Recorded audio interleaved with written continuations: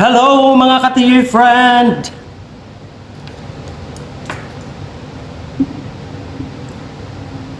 Wow!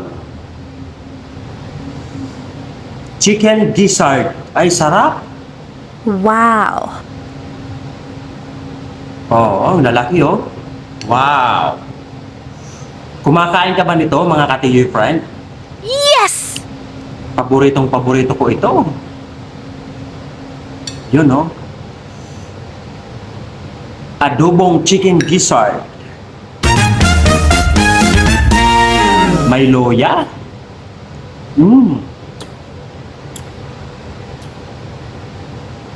Tsaka mainit na kanin, umuusok-usok.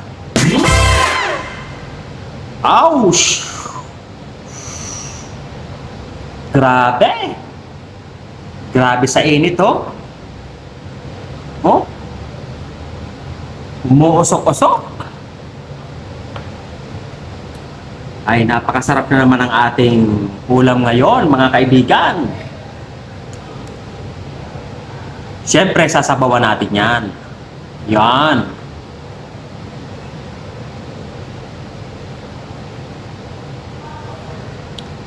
Siyempre, bago tayo kumain, hihigupin muna natin kung okay ba ang ating pakatimpla. Nice.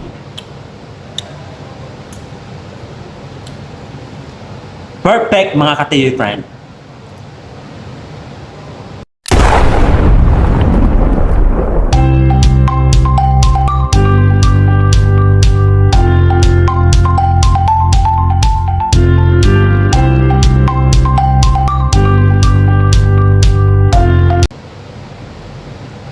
Ayan no? Oh!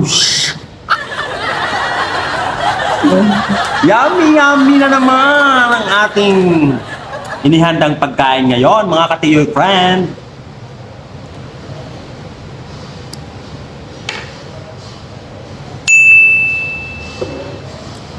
Kakain na po tayo, mga kaibigan. Siyempre, bago tayo magsubo, abay, magpasalamat muna tayo sa ating biyaya.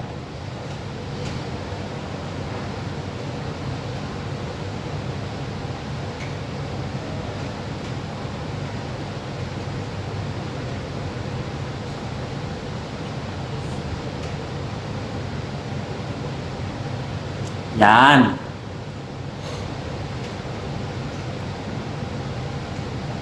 Let's eat, mga ka-TV friend!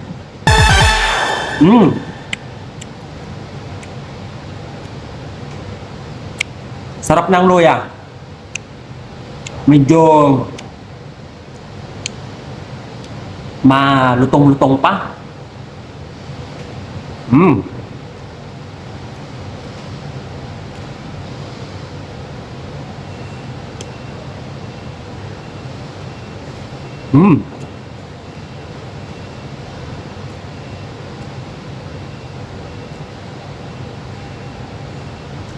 Nasobrahan sa init yung aking kanin, mga ka-TV friend. Malambot na malambot ang ating chicken gizzard.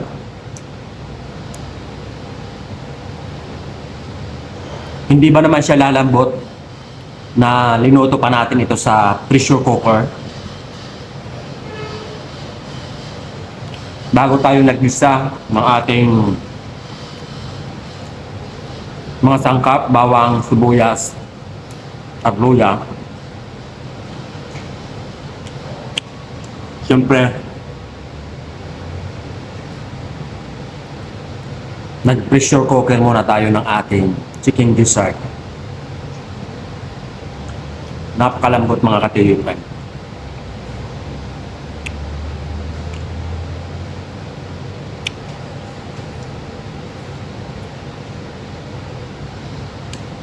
Pero kung wala kayong pressure cooker, meron pa akong isang ideya nito para magpalambot. Madaling palambutin. Nilalagyan ko ng konting Ajinomoto yung ating tubig.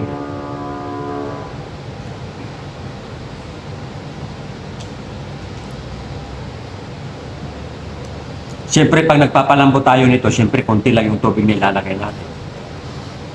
Kasi kung marami, mawawala naman yung lasa niya. So, konti lang. Yung tansyado lang kung ilang minuto ang yung pagpapalambot. Ilang oras. Tapos, linalagyan ko na siya ng Ajinomoto.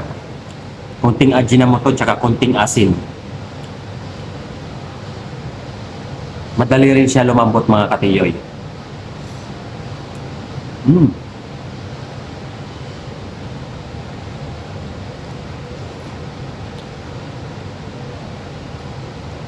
Masarap naman ito sa pangpulutan.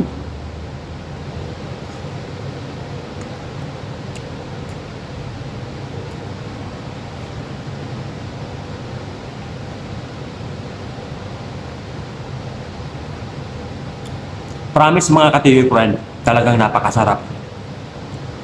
Tapos medyo maanghang siya.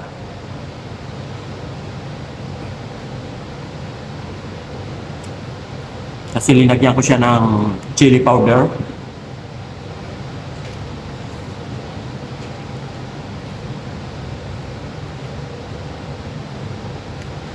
Siyempre meron tayong soy sauce. Linagyan natin yan. Uubusin ko na po yung aking rice. Kasi alam nyo naman, kapag ito yung ating ulam, kailangan marami tayong rice. Dahil gaganahan tayo sa pagkakain nito, mga katiyoy friend. Yun. Ouch. Ouch.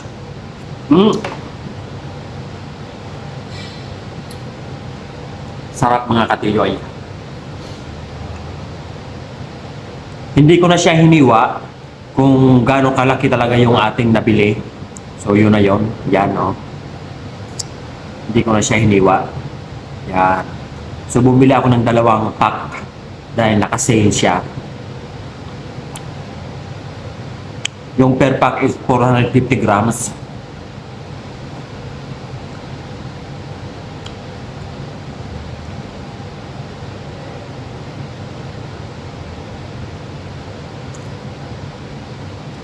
So yung 2 pack is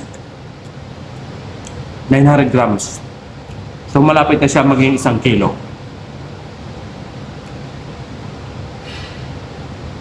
Nabili ko lang siya sa 450 dirham.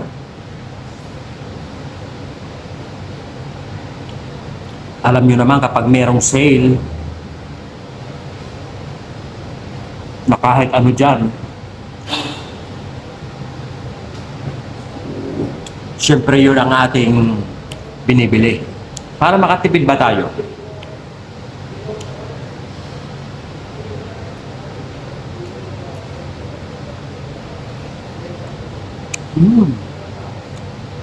Talagang pag kinakagat mo siya, wow!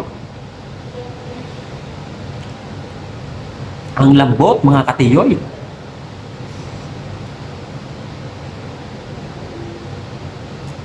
Tsaka isa pa, hindi siya malangsa. Dahil sa nag-isa tayo at merong luya, hindi siya malangsa. Tsaka sa pagpapalambot pa lang natin, pagpapakulo, nawala na yung kanyang lansa. Yung kanyang bula-bula. Tsaka, bago natin ito pinakuluan, hinugasan ko muna ito mga katiyoy friend. Inano ko sa asin. Piniga-piga ko sa asin. Para mawala yun din yung amoy.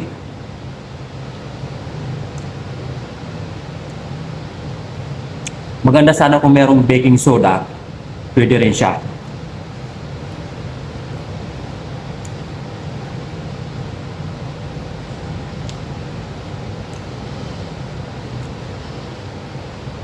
Pag naghugas ka, lagyan mo ng konti. matanggal din yung kanyang mga amoy-amoy. Tsaka yung lansa.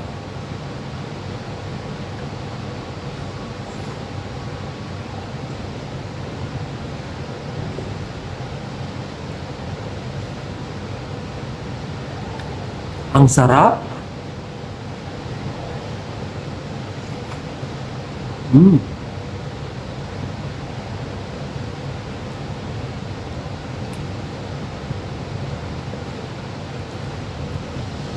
Kulang yung aking kanin, mga ka-friend. Pero okay na. Naririnig nyo yun? Yung mga kasama kong Serena ang iingay sa baba.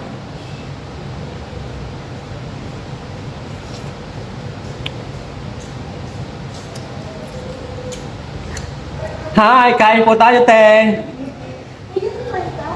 Hmm? May uniform tayo? Bagong t-shirt? Ah, dinala mo dito? Ah? Yung ganito na puti? Hmm. Sunod ka mo ba? Baka long sleeve na yung sa akin. Long sleeve na puti. Sana nga. Inshallah. Walang pag nakitaan na ng kasipagan na utulong mo. Oo. Malapit na. Di ako pumunta dito kahapon. Alternate ako? Ha? Alternate. Ah, alternate. Ah, dito? Pagpunta? Wala ako dito. Ano na okay, operation. Ah.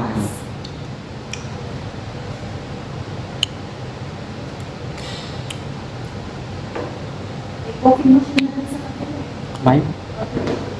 Ah, oo. Nakita ko inaayos dun eh. Kanina. Ay, yung sakit. Kanina na ito mag-get. Marami na nakakita. Hmm. Tapos na naman mga ka-friend ang ating pagla-lunch. Meron pa akong tira dito. Siyempre, ibibigay natin to dito sa ating mga kasamahang Serena. Dahil paborito nila yung chicken balon-balona. Woo! Bye-bye mga ka-DIY!